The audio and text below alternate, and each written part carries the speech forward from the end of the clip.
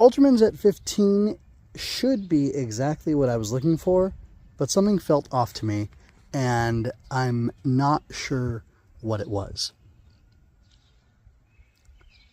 There's a really touching moment with Sorato, which is probably my favorite scene, but it's complicated because it's my favorite scene on two levels. That pairs back with the opening of the episode. So I'll say what happens. My favorite scene with Sorato and Kosei talking, we actually cut away from it and then we cut back to it. I think mid-fight is when we cut back to it. And what happens in this scene is that Sorato tells Kosei that he's not really interested in recovering his memories anymore. He's not really interested in finding out who he was or what he was doing before.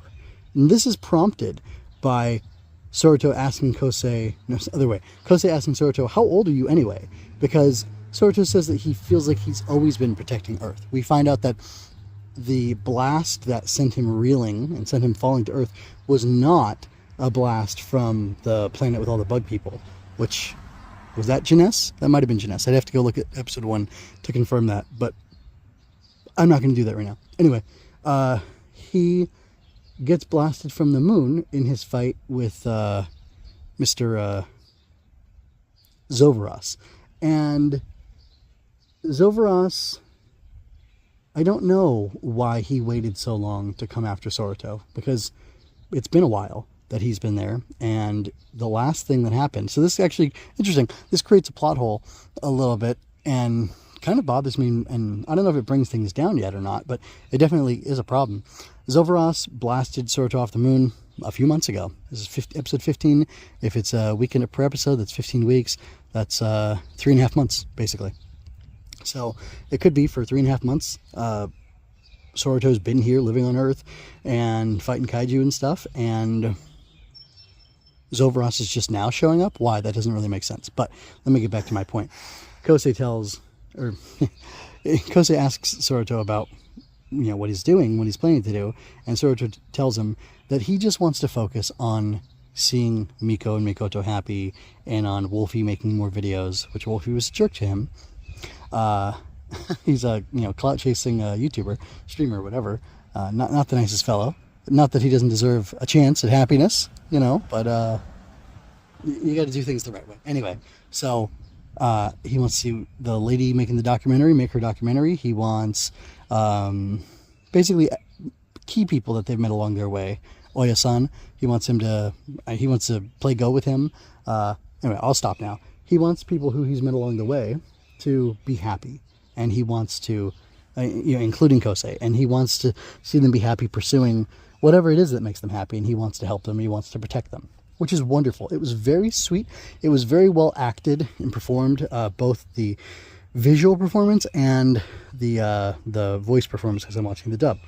However, I feel like there was a little bit of an edge in the visual performance and the actual actions of the actor, the Japanese actor, that maybe were not reflected so well in the dub version, where I think there's a little bit of a hesitance, and I think Sorato's approach is a little bit of a cope. I think Sorato is afraid of his past, potentially, and in one of my shorts for the last episode of Omega, I asked, do Ultras have kryptonite? I still haven't gotten an answer. I don't think I've posted that one yet at the time of this recording. And I don't know if Ultras have a kryptonite, but I think Omega has a kryptonite. I think Omega has the kryptonite of remembering his past as painful and it's literally painful to him. It causes him distress. And I think now he might be running away from his past and not wanting to learn more about it, because it would cause him too much pain. I don't know if that's true, but that's sort of the implication that I get from what's going on here, and the performance, as well as the very opening of the episode, which showed us two Soratos fighting, one who was kind of veiled in darkness and one who's the Sorato we know. I feel like that was a super awesome scene, by the way, but I feel like that's a representation of who Sorato is now with his amnesia, being confronted by who Sorato was, or the real him, potentially. It almost feels like that part of him that, I don't know, has the memories or has been separated from the control is wanting to come back.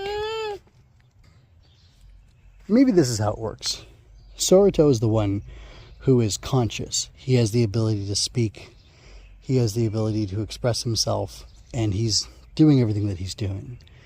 Let's say that this other part of him, this forgotten part of him, who is his true self, and it's not in like a shadow persona Jungian kind of way, but like, let's say you were in a situation where your mind could somehow be separated from itself or compartmentalized, and the part of you that remembers who you are and what you're supposed to be doing fully remembers your mission and has the desire to fulfill that specific mission is cut off and separated from the rest of you. And you can't talk. You can't convey your will. You can't move your body, but you're inside of your body watching this oblivious, childlike other side of you dilly-dally and mess around. That's what it felt like was being not personified, but shown to us in the beginning of the episode. I don't think this is an evil part of Sorato. I believe this is the part of Omega that has something to do, and he's desperate to seize that other part of himself to get back his will. It's almost like his memories have a chunk of who he is connected with them. I don't know what that is. Part of his heart, part of his soul, part of his mind.